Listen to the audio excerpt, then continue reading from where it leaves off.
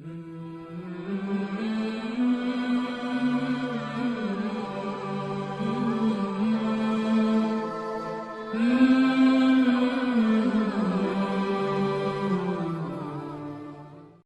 سپارہ ہے سورہ آل عمران، آیت نمبر 102 سے آگے پڑھیں۔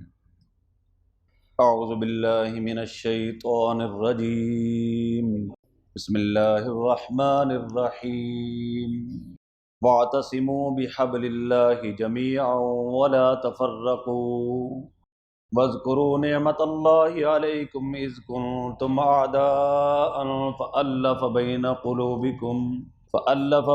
قلوبکم فاصبحتم بنعمته اخوانا وکنتم على شفا حفرة من النار فانقذکم منها كذلك يبين الله لكم آياته لعلكم تهتدون۔ واعتصموا بحبل اللہ جميعا، اور تم مضبوط پکڑو اللہ کی رسی کو سارے مل کر مضبوطی سے، ولا تفرقوا، اور پھوٹ نہ ڈالو، واذکروا نعمت اللہ، اور یاد کرو احسان اللہ کا، علیکم اپنے اوپر، اذ کنتم اعداء، جب تم تھے آپس میں دشمن، فألف بین قلوبکم، پھر الفت ڈال دی تمہارے دلوں میں، فاصبحتم بنعمتہ اخوانا، اب تم ہو گئے اس کے احسان سے، اس کے فضل سے بائی بائی، وکنتم علی شفا حفرۃ من النار، اور تم تھے کنارے پر ایک آگ کے گڑھے کے، فانقذکم منہا، پھر تم کو اس سے نجات دی، کذالک یبین اللہ لکم آیاتہ، اسی طرح بیان کرتا ہے اللہ تعالیٰ تم پر آیات، لعلکم تہتدون، تاکہ تم ہدایت پاؤ، تاکہ تم راستہ پاؤ۔ اس سے پہلی آیات میں ہم پڑھ چکے ہیں کہ اوس اور خزرج جو مدینہ کے دو قبیلے تھے، اسلام لانے سے پہلے وہ اس قدر پسے ہوئے تھے، اس قدر محکوم تھے یہودیوں کے، کہ اوس اور خزرج اپنی بچیوں تک کی شادیاں بھی یہودیوں سے پوچھ کر کرتے تھے، اور یہودی سازشی ذہن لوگ تھے اور آج تک ہیں۔ یہ ان قبیلوں کو آپس میں لڑاتے رہتے اور اپنا اسلحہ بیچتے اور اپنے مقاصد حاصل کرتے۔ جب اسلام آیا، نبی کریم صلی اللہ علیہ وسلم تشریف لائے، تو اوس اور خزرج یہی قبیلے زیادہ ایمان لائے، یہودی بڑی تھوڑی تعداد کے اندر مسلمان ہوئے، تو یہ قبائل آپس میں شیر اور شکر ہو گئے، آپس میں گل مل گئے، اور ان کی نفرتیں، عداوتیں، دشمنیاں اللہ تعالیٰ نے اسلام کی برکت سے ختم فرما دی۔ وہ جاہلیت اور قبائلی عصبیت اللہ تعالیٰ نے ان سے دور کر دی۔ اب یہودیوں کو یہ بات گوارا نہ تھی کہ یہ ہر کام ہم سے پوچھتے تھے، اب ہر معاملہ یہ حضور سے پوچھتے ہیں۔ تو اس حسد کی بنا پر ایک موقع پر ان کا ایک بڑا یہودی تھا، شماس بن قیس، اس نے اوس اور خزرج کے لوگوں کو ان کی پچھلی جنگیں یاد کروائیں۔ دیکھو یہ اوس والے وہ لوگ ہیں جس نے فلاں خزرجی کو مارا تھا، تمہارے باپ کو قتل کیا تھا، تمہارے بھائی کے ساتھ یہ کیا تھا، فلاں کیا تھا، اسی طرح اوس والوں کو بھڑکایا۔ تو یہ لوگ متاثر ہو گئے اور آپس میں لڑ پڑے، کسی کو کہیں چوٹ لگی، کسی کو کہیں چوٹ لگی، تو نبی پاک صلی اللہ علیہ وسلم تشریف لائے اور ان کو سمجھایا۔ تو فرمایا کہ واعتصموا بحبل اللہ جمیعا ولا تفرقوا، اور تم اللہ تعالیٰ کی رسی کو مل کر مضبوطی سے پکڑو، ولا تفرقوا، اور پھوٹ نہ ڈالو، یعنی تمام مسلمان ایک ہو کر رہیں، آپس میں تفرقات کا شکار نہ ہو۔ وہ جاہلیت کی جو باتیں تھیں اس کو چھوڑ دیں، باپ دادا کی جو دشمنی والی باتیں تھیں اس کو چھوڑ دیں، اب قرآن پاک کو مضبوطی سے پکڑ لیں۔ حضرت علی رضی اللہ تعالیٰ فرماتے ہیں کہ نبی کریم صلی اللہ علیہ وسلم نے ارشاد فرمایا، اے لوگو یاد رکھو، انما ستکون فتنۃ، ان قریب ایک بڑا فتنہ آئے گا۔ تو حضرت علی نے عرض کیا، مل مخرج منہا یا رسول اللہ، اس فتنہ سے نکلنے کا راستہ کیا ہے، کیسے بچت ہو سکتی ہے؟ تو فرمایا نبی پاک صلی اللہ علیہ وسلم نے، کتاب اللہ، اس فتنہ سے بچنے کا راستہ اللہ کی کتاب ہے۔ تم اللہ کی کتاب کو مضبوطی سے پکڑ لو گے، تم جو ہے اس فتنے کا شکار نہیں ہوں گے۔ کیوں؟ فیہ نبأ من قبلکم، اس کتاب میں جو پہلے لوگ گزر چکے ہیں ان کی خبریں بھی موجود ہیں۔ وحکم ما بینکم، اور جو زندگی میں تمہارے سامنے معاملات پیش آنے والے ہیں وہ بھی اس کے اندر موجود ہیں۔ ہوا وہو حبل اللہ المتین، اور وخبر ما بعدکم، اور بعد والوں کی بھی خبریں ہیں۔ وہو حبل اللہ المتین، یہ اللہ تعالیٰ کی مضبوط رسی ہے، یہ عروۃ الوثقیٰ ہے، جس نے اس کو پکڑ لیا وہ نجات پا گیا۔ یہاں ایک بات یاد رکھیں کہ واعتصموا بحبل اللہ جمیعا ولا تفرقوا، یہ آیت جو ہے اکثر لوگ پڑھتے ہیں اور دلائل دیتے ہیں کہ تم جو ہے بس مسلمان بن جاؤ، اپنے اپنے طور پر جو ہے اس کی تشریح اور تفسیر کرتے ہیں۔ یہاں ایک بات سمجھے، جو عقائد ہے نا، عقائد وہ تمام انبیاء کے ایک رہے ہیں، اس میں تو نبیوں کا بھی کبھی اختلاف نہیں ہوا، نہ قیامت تک ہوگا۔ اصول سب نبیوں کے ایک رہے ہیں، باقی جو فروعی مسائل ہیں اس میں انبیاء کے اختلافات رہے ہیں۔ کسی کے نبی کے دور میں ایک چیز حرام تھی، دوسرے کے دور میں وہ حلال ہے، کسی کے دور میں ایک چیز جو ہے حلال تھی، دوسرے کے دور میں وہ، تو یہ جو فروعی مسائل ہیں اس میں انبیاء کا اختلاف رہا ہے، اور اسی طرح اس امت کے اندر بھی وہ اختلاف موجود ہے، اسے کہتے ہیں فروعی اختلافات۔ مسلمانوں کے جو فرقے ہیں ان میں یاد رکھیں شافعی ہیں، حنبلی ہیں، مالکی ہیں اور حنفی ہیں، چاروں ہی حق ہیں۔ چاروں ہی کیا ہیں؟ ان میں عقائد کا اختلاف نہیں ہے بلکہ فروعات کا اختلاف ہے، فروعی مسائل میں اختلاف ہے۔ کوئی کہتا ہے آمین اونچی پڑھو، کوئی کہتا ہے آہستہ کہو، کوئی کہتا ہے رفع دین کر کے نماز پڑھو، کوئی کہتا ہے رفع دین کر کے نہ پڑھو۔ یہ فروعی اختلافات ہیں، اور آپ ان سے پوچھیں کہ جو آمین اونچی کہے اس کی نماز ہو جائے گی، وہ کہیں گے ہو جائے گی، جو آہستہ کہے اس کی ہو جائے گی، وہ کہتے ہیں ہو جائے گی۔ لیکن اس میں اہل حدیث داخل نہیں ہے، بغیر مقلدین، وہ کہتے ہیں اس کے بغیر نماز ہی نہیں ہوتی، رفع دین کے بغیر۔ یہ جو مسلمانوں کے فرقے ہیں حنفی، حنبلی، شافعی، مالکی، یہ آج سے نہیں ہے، کم از کم 1300 سال سے چلے آ رہے ہیں۔ انہوں نے جو کسی امام کو مانتا ہے، کسی نے کسی کو مشرک نہیں کہا، لیکن غیر مقلدین تو سیدھے فتوے لگاتے ہیں، سارے حنفی مشرک، سارے مقلد مشرک، مسلمان ہی یہ رہ گئے ہیں۔ امام شافعی کے ماننے والے بھی مسلمان ہیں، امام احمد بن حنبل کے ماننے والے بھی مسلمان ہیں، امام ابو حنیفہ کے ماننے والے بھی مسلمان ہیں، اور امام مالک کے ماننے والے بھی کیا ہے؟ آپ دیکھیں ذرا، افغانستان میں، ہندوستان میں، بنگلہ دیش میں، پاکستان میں، ترکی میں اکثریت حنفیوں کی ہے، اور یہ کروڑوں سے زیادہ ہے، کروڑوں سے۔ اور اسی طرح مصر میں شافعی ہے، امام شافعی کے ماننے والے ہیں، اور پورا سعودی عرب جو ہے اس میں امام احمد بن حنبل کے ماننے والے ہیں، اور پورے افریقہ میں اکثریت امام مالک کے ماننے والے ہیں۔ تو یہ تو سارے ہو گئے مشرک، اور یہ جو انگریز کے دور میں پیدا ہوئے یہ ہو گئے پکے مسلمان۔ حالانکہ اللہ کے نبی صلی اللہ علیہ وسلم کا ارشاد ہے میری امت کبھی گمراہی پہ جمع نہیں ہو سکتی۔ اب یہ فتوے لگا رہے ہیں گڑ گڑ کے، سارے مقلدین مشرک ہیں، شرک کر رہے ہیں، اللہ کو چھوڑ دیا، نبی کو چھوڑ دیا، امام کے پیچھے چل پڑے۔ اور ہم تو امام کے پیچھے چلے ہی اس لیے ہیں کہ وہ ہمیں نبی کے راستے کو دکھاتا ہے۔ ہم حضور علیہ السلام کے چچا تو بہت تھے، لیکن حضرت عباس کو رضی اللہ تعالیٰ عنہ کہتے ہیں، امیر حمزہ کو رضی اللہ تعالیٰ عنہ کہتے ہیں، اس لیے کہ انہوں نے ہمارے نبی کی غلامی کی ہے۔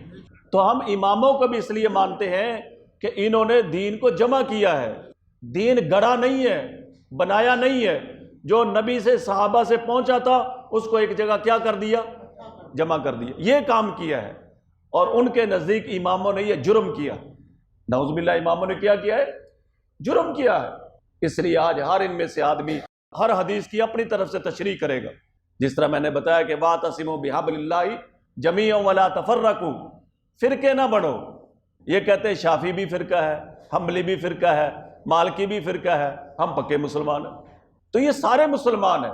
کیا نبی کی ساری امت گمراہی پہ اکٹھی ہو گئی؟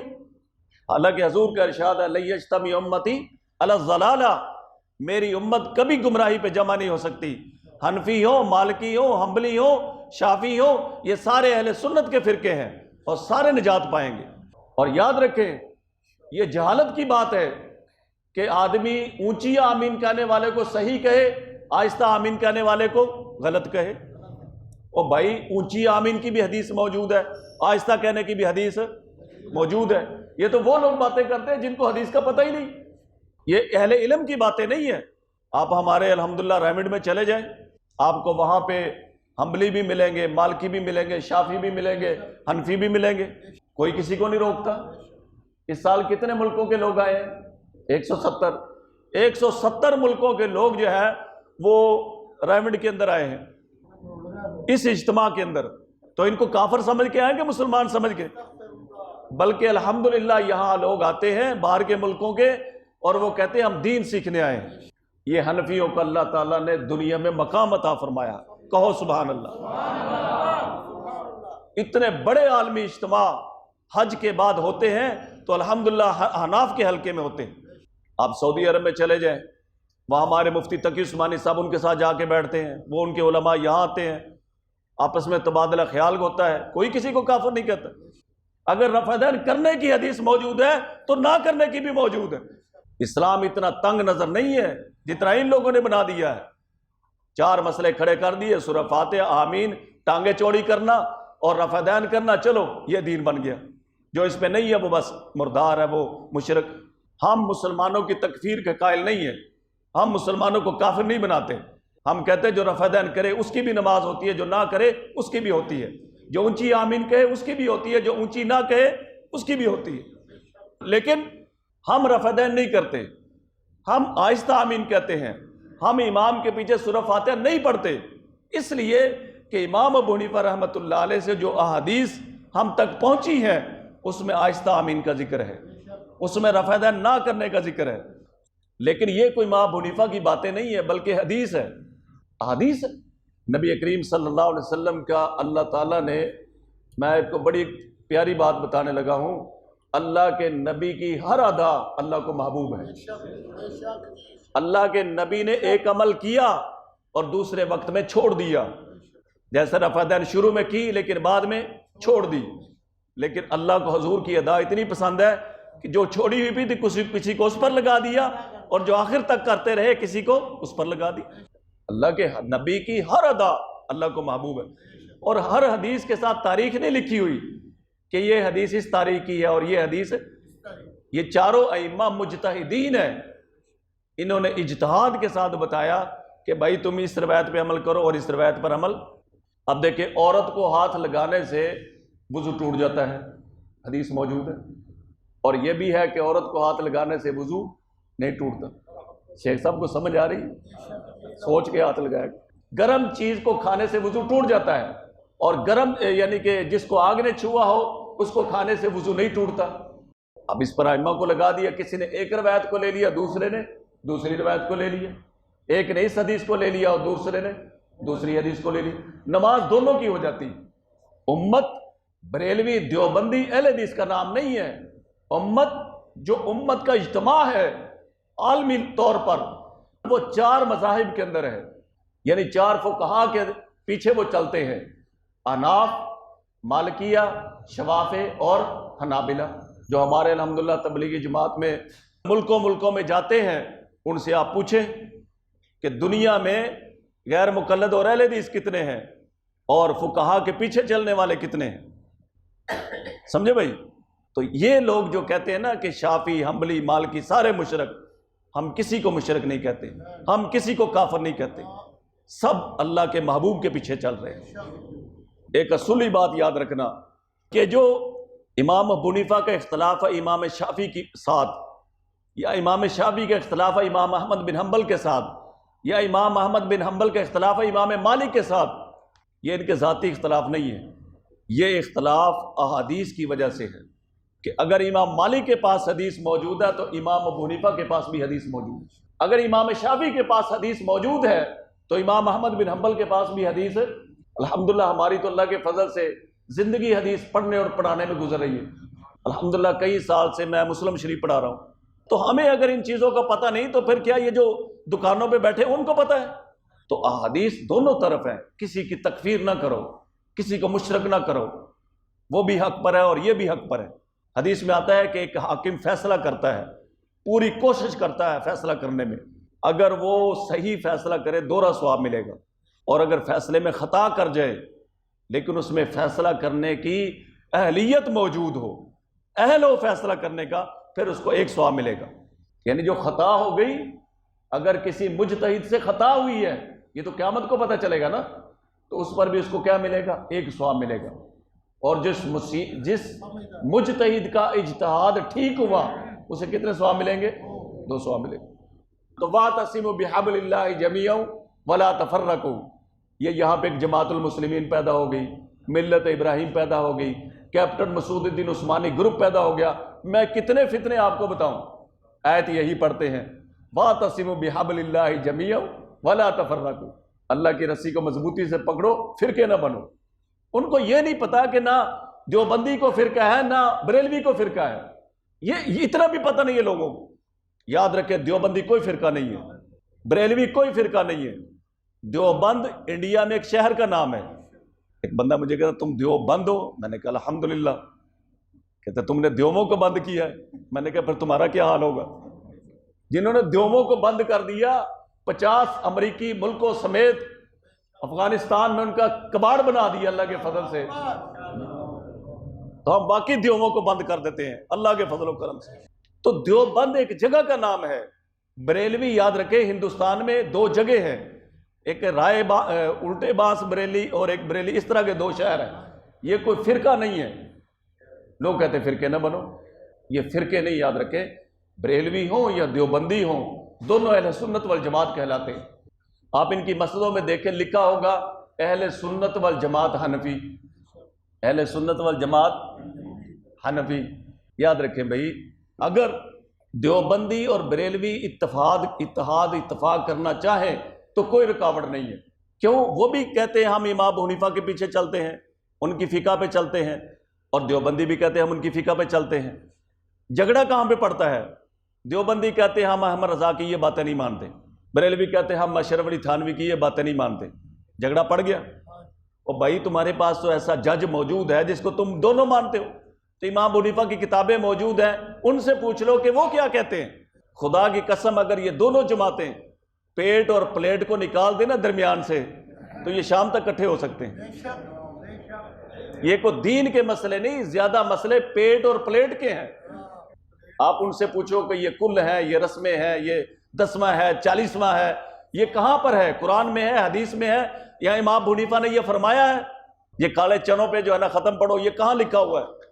میں ایک دفعہ جماعت میں تھا گجرات کے علاقے میں، تو وہاں پر میں نے، وہ مولوی صاحب جان ہی نہیں چھوڑ رہے تھے، بریلوی تھے۔ میں نے کہا بھائی ہمارا تمہارا کوئی جھگڑا نہیں ہے، یہ سارے پیٹ اور پلیٹ کے مسئلے ہیں۔ اور مجھے وہ جماعت والے کہتے ہیں رہن دینا کہ نہیں آتے تسی۔ تو دیوبند کا اور بریلویوں کا جھگڑا بڑی آسانی سے حل ہو سکتا ہے اگر یہ اخلاص کے ساتھ جو ہے نا حل کرنا چاہیں۔ ہمارے استاد تھے مولانا عبد الرحمن اشرفی صاحب رحمۃ اللہ علیہ جامعہ اشرفیہ میں، انہوں نے بڑی کوشش کی جامعہ نیمیا والوں کے ساتھ مل کر کہ دیوبندی اور بریلویوں کے جھگڑوں کو ختم کیا جائے۔ جس مسئلے پر تمہارا اختلاف ہے امام ابو حنیفہ سے پوچھ لو، جو وہ بتائیں اس پہ عمل کر لو، قصہ ٹھیک ہو جائے گا۔ تو بہرحال یہ شافعی، یہ حنبلی، یہ مالکی، یہ حنفی، سارے اہل سنت والجماعت کے فرقے ہیں۔ نبی کریم صلی اللہ علیہ وسلم سے ایک حدیث کا مفہوم ہے، عرض کیا گیا کہ اس دن بہت سے چہرے تر و تازہ ہوں گے، سفید ہوں گے، اور بہت سے چہرے سیاہ ہوں گے۔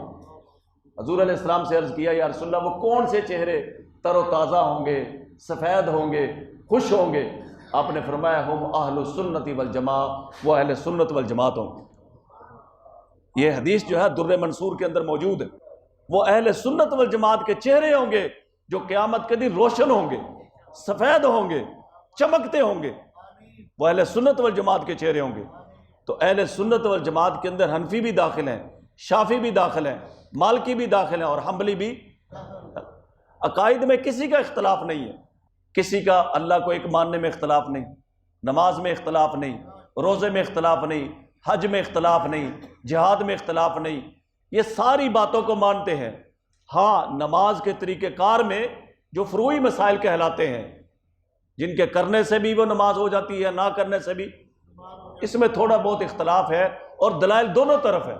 اس بنا پہ کوئی کسی کو ان فرقوں میں نہ کافر کہتا ہے نہ مشرک کہتا ہے۔ ہمارے اپنے ساتھ، میں جامعہ شریف میں پڑھتا رہا، ہمارے ساتھ جو ہے وہ جو ہے شافعی مذہب کے لوگ تھے، اور ہم ایک دوسرے کا اتنا احترام کرتے تھے، اتنی محبت، اور آج تک ہم نے الحمدللہ، مجھے 20 سال ہو گئے پڑھاتے ہوئے، شاید ہی کبھی ایسا ہوا ہو کہ ہم نے کسی امام کا نام لیا اور رحمت اللہ علیہ نہ کہا ہو۔ سارے ہمارے بزرگ ہیں، تھوڑا سینہ جو ہے اس کو کھلا رکھنا چاہیے۔ سب اللہ کے نیک بندے ہیں، ان سے بہتر کون ہو سکتا ہے؟ اب آپ صرف سنیں کہ امام ابو حنیفہ رحمۃ اللہ علیہ رمضان شریف کے اندر 61 قرآن مجید ختم کیا کرتے تھے۔ تو کیا یہ توفیق اللہ اپنے نافرمانوں کو دیتا ہے؟ کتنے لوگ ہیں جن کو یہ توفیق ملتی ہے؟ غالباً 40 سال عشاء کے وضو سے فجر کی نماز پڑھی امام ابو حنیفہ رحمۃ اللہ علیہ۔ قومی سراج، یہی فضل ہے معلوم، 40 سال۔ ہمیں تو شاید 40 دن بھی توفیق نہیں ہوئی۔ ہم ان پہ جو ہے تان کرتے ہیں، ان کے اوپر جو ہے ہم زبانیں دراز کرتے ہیں، یہ ناپاک زبانیں، اور جن کا جنازہ جیل سے نکلا دین کی خدمات کے لیے، امام ابو حنیفہ رحمۃ اللہ علیہ کوئی معمولی شخصیت ہے؟ ان کی خدمات تو دیکھو۔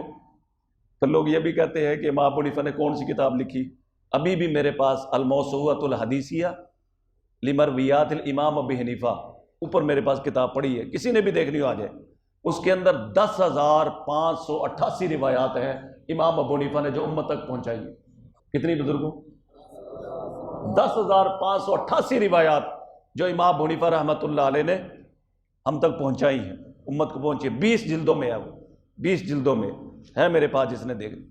تو بہرحال بھائی، یہ جو ولا تفرقوا ولا تفرقوا کی رٹ لگا کے سب کو جو ہے نا فارغ کر رہے ہوتے ہیں نا، ان سے بھی بچنا چاہیے۔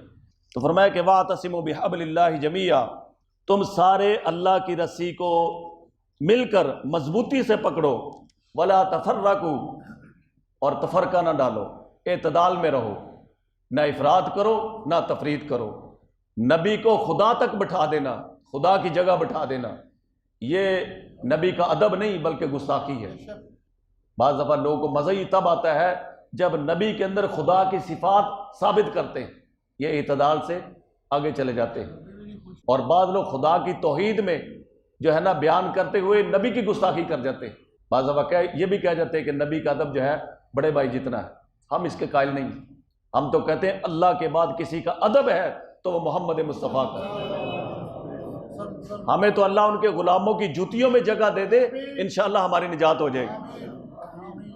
تو ولا تفرقوا، اور آپس میں تم تفرقہ نہ ڈالو، جس طرح کہ ابھی ہم نے پڑھا واقعہ کہ انصار کو آپس میں لڑا دیا جاہلیت کی باتوں پر، عصبیت پر۔ وَاذْكُرُوا نعمت اللہ، اور تم اللہ کے احسان کو یاد کرو اپنے اوپر، اذ کنتم اعداء، جب تم آپس میں ایک دوسرے کے دشمن تھے۔ تمہاری دشمنیاں 63 سال، 93 سال، 120 سال تک چلتی رہتی تھی۔ پھر کیا ہوا؟ فَأَلَّفَ بَيْنَ قُلُوبِكُمْ، اللہ تعالیٰ نے تمہارے دلوں میں محبت ڈال دی۔ فَأَصْبَحْتُمْ بِنِعْمَتِهِ إِخْوَانًا، تو تم اللہ تعالیٰ کے احسان کے ساتھ آپس میں کیا بن گئے؟ بھائی بھائی بن گئے۔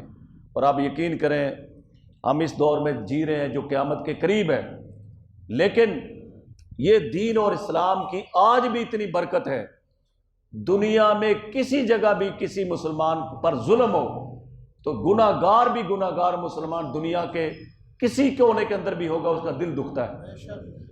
اسلامی بھائی چارہ آج بھی اس حد تک ہمارے اندر الحمدللہ موجود ہے۔ مسلمانوں کو خوشی ملے، چاہے مسلمان افریقہ میں رہتا ہو وہ خوش ہوتا ہے، اور مسلمانوں کو کوئی تکلیف ہو، مسلمان دنیا کے کسی بھی جزیرے کے اندر ہو، اسے پتہ چلے تو اسے دکھ ہوتا ہے۔ یہ کیا ہے؟ یہ اسلام کی برکت ہے۔ فَأَصْبَحْتُمْ بِنِعْمَتِهِ إِخْوَانًا، اگر ہم جاہل ہوتے نعوذ باللہ، اگر ہم اسلام نہ لائے ہوتے تو یہ درد کا احساس ہم کو ہوتا؟ حضور علیہ السلام نے فرمایا کہ ساری یہ جو مسلمان ہیں کہ جسد واحدہ، یہ ایک جسم کی طرح ہیں۔ سارے مسلمان دنیا کے ایک جسم کی مانند ہے، اگر ایک حصے کو تکلیف ہوتی ہے تو پورے جسم کو تکلیف ہوتی ہے۔ اللہم صلی علی محمد عبدک ورسولک وصلی علی المؤمنین والمؤمنات اللہم احینا ما کانت الحیاۃ خیرا توفنا اذا مت۔ یا اللہ بیماروں کو شفا عطا فرما، یا اللہ ہماری حاضری کو قبول فرما۔ صلی اللہ تعالی علی خیر خلقہ محمد اجمعین برحمتہ۔